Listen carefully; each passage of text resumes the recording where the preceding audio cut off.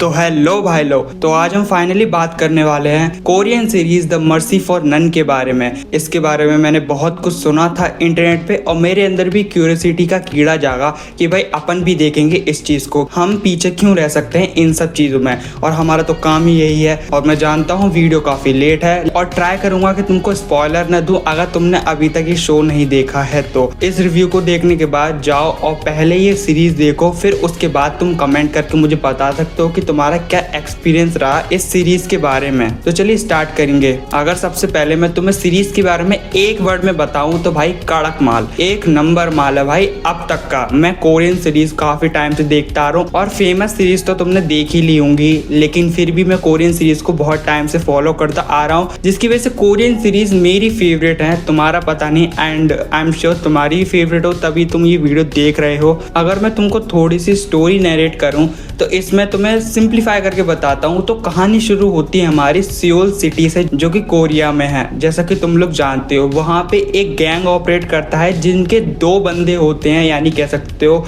दो वफादार लोग होते हैं। उसके नीचे जो मेन बंदा होता है, इनकी पूरी टीम होती है लॉयर्स की, जो कि इलीगल वर्क करते हैं, लेकिन वो कुछ ना कुछ छेड़खानी करके उसको लीगल कर देते हैं, यानी वाइट कर देते हैं पूरी तरीके से। और वो जो मैटर होता है वो वहीं की वहीं खत्म कर देते हैं ये लोग पूरी सीरीज के अंदर। तो ये गैंग ऑपरेट करती है पूरे सियोल सिटी में और इनफैक्ट कोरिया में, जहाँ पर एक मेन बंदा होता है जिसको ओवरथ्रो करके जो इसके नीचे दो वफादार लोग होते हैं वो उसकी गद्दी को हथिया लेते हैं और दोनों ही चेयरमैन कहलाते हैं। और जो ये कहानी होती है वो 11 साल पहले होती है, हमें सीरीज के अंदर बताया भी गया है। अब तुम लोग बोलोगे मुझे तो कुछ इंटरेस्टिंग लगा नहीं, लगेगा, अभी मैं तुम्हें स्टोरी नरेट कर रहा था इसलिए तुम्हें नहीं लगा। और अगर बात करें तो ये लोग लॉयर कम गैंगस्टर वाइफ्स ज्यादा देते हैं हमें इस सीरीज में, जो कि तुम देखोगे तो तुम्हें भी आएगी। अगर तुमने जॉन विक देखी हो या फिर उसके वर्ल्ड के बारे में तुम कुछ भी जानते हो तो भाई तुम्हें लगेगा इट्स काइंड ऑफ सिमिलर, और है भी थोड़ा थोड़ा, पूरा नहीं है, थोड़ा थोड़ा है। और हाल ही में लोग इसे कोरिया का जॉन विक भी कहला रहे हैं इस सीरीज के बाद, जो कि मुझे भी सही लगता है कहीं ना कहीं। और कहानी स्टार्ट होती है एक लड़के से जो कि इन्हीं की गैंग में, जो कि लॉयर्स की गैंग में होता है, जो कि एक बहुत ही बड़ी पोस्ट पे होता है। एक रीजन की वजह से उसकी डेथ हो जाती है, जिसके बाद जो उसका भाई होता है, जो कि पहले इन्हीं की गैंग में काम किया करता था, लेकिन 11 साल पहले कुछ ऐसा होता है जिसकी वजह से उसको ये सब छोड़ के एक नॉर्मल जिंदगी गुजारनी पड़ती है। उसका रीजन भी हमें सीरीज के अंदर मिलता है, वो क्यों छोड़ के गया था। अगर मैं तुम्हें स्पॉइलर ना देते हुए एक वर्ड बताऊं तो शायद तुम्हें इतना ज़्यादा फर्क नहीं पड़ेगा और कुछ रिवील भी नहीं होगा सीरीज के बारे में। वो एक रूल ब्रेक करता है जो कि इन्होंने ही बनाया होता है, जिसकी वजह से उसको ये सब छोड़ के जाना पड़ता है। और उसका जो छोटा भाई होता है वो उनके लिए काम करता है, जो कि बीच बीच में अपने भाई से मिलने आता है। कहानी के दौरान जो उसका भाई होता है वो लंगड़ा के चलता है, क्योंकि 11 साल पहले कुछ हुआ होता है, जैसे कि मैंने आपको बताया। थ्रू आउट द सीरीज आप इसी टेंशन में रहते हो कि अब आगे क्या होगा और हमें क्या देखने के लिए मिलता है। ये सीरीज को तुम सिर्फ 15 मिनट दे दो, ये तुम्हें होप कर लेगी और तुम्हें 7 के 7 एपिसोड दिखाकर ही छोड़ेगी, जहां तक मैं समझ पाया हूँ।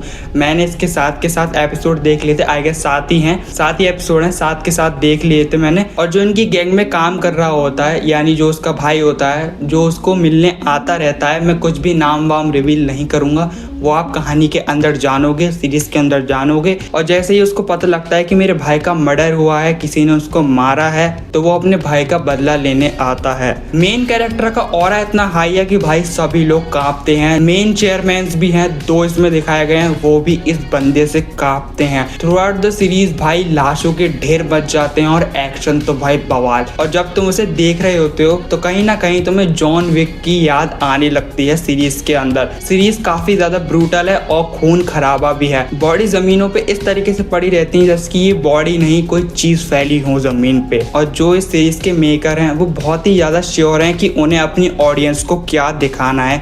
इसी के पर्सपेक्टिव में अगर हम बात करें और आगे जाके, तो खून खराबा जैसे कि मैंने तुम्हें बताया बहुत ज्यादा है। और अगर मैं तुमको एक लाइन में इस सीरीज के बारे में समझाऊं तो इट्स फॉर अ रिवेंज। अपने भाई का बदला लेने आता है वो 11 साल बाद, जो कि भाई माइंड ब्लोइंग है। एक्शंस में आप खो जाते हो, आप अपनी स्क्रीन से चिपक जाते हो कि अब आगे क्या होने वाला है। कोई ज्यादा ओवर हाइप नहीं, कोई कुछ नहीं, सीधा हमें चीजें दिखाई जाती हैं और जो कि रियलिस्टिक भी लगती हैं। ये नहीं कि किसी ने पंच मारा तो वो उड़ा ही जा रहा है। बहुत ही ज़्यादा मस्ट ट्राई सीरीज़ है, तुम स्टार्ट करोगे तो ख़त्म करके ही उठोगे। और अगर बात करें तो IMDb पे इसकी रेटिंग है 7.6 एंड मैं भी इसको 8 आउट ऑफ 10 देना चाहूँगा। बहुत ही मस्ट ट्राई सीरीज़ है। और जब वो अपने भाई के कातिल को ढूंढ रहा होता है इस सीरीज़ में, जब उसे पहला बंदा पता लगता है कि इसने मेरे भाई को मरवाया है, वो तो सिर्फ एक मुहावरा था, असली चाल तो किसी और ने चली थी। तो भाई मस्ट ट्राई है, तुम देखो। और मेरी तरफ से हमेशा की तरह आग बरस रही है कोरियन ड्रामास के लिए।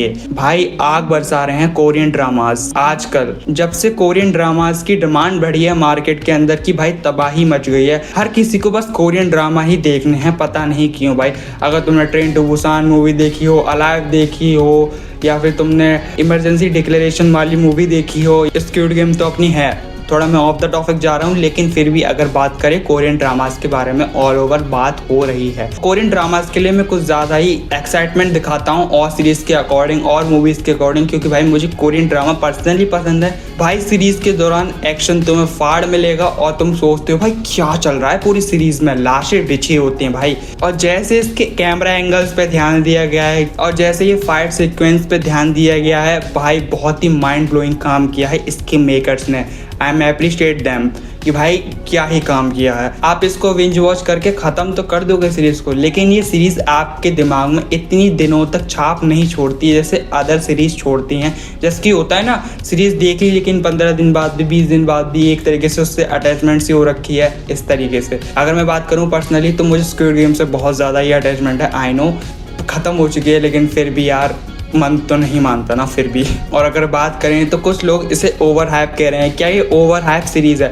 देखो भाई मैं ओवर हाइप तो नहीं करूँगा, जैसे सबकी शक्लें अलग होती हैं उस हिसाब से सबके थॉट प्रोसेस भी अलग होते हैं और देखने का नज़रिया भी अलग होता है। तो मेरी तरफ से तो भाई ओके सीरीज़ है और बहुत ही बढ़िया सीरीज़ है, एक बार तो तुम देख ही सकते हो। तो यही था मेरा रिव्यू। अगर तुमको ये रिव्यू पसंद आया तो तुम इसको लाइक कर सकते हो और चैनल को सब्सक्राइब कर सकते हो। और अगर कुछ नहीं कर सकते हो तो प्लीज़ एक कमेंट ही कर देना, इससे मेरे को बहुत ही मोटिवेशन मिलती है कि भाई नहीं, मेरे रिव्यूज के लिए कोई और भी वेट कर रहा है इस समय। तो इस समय मुझे आपका बहुत ज़्यादा सपोर्ट चाहिए। इस चैनल पे आप प्यार बरसाए रखिएगा और मैं कोरियन ड्रामास लेके आता रहूँगा आपके लिए। तो अभी के लिए सिर्फ इतना ही। बाय बाय लोग, ज़्यादा खींचूंगा नहीं वीडियो को। मिलते हैं बहुत ही जल्द, एक कोरियन सीरीज़ के बारे में बात करेंगे अगली बार।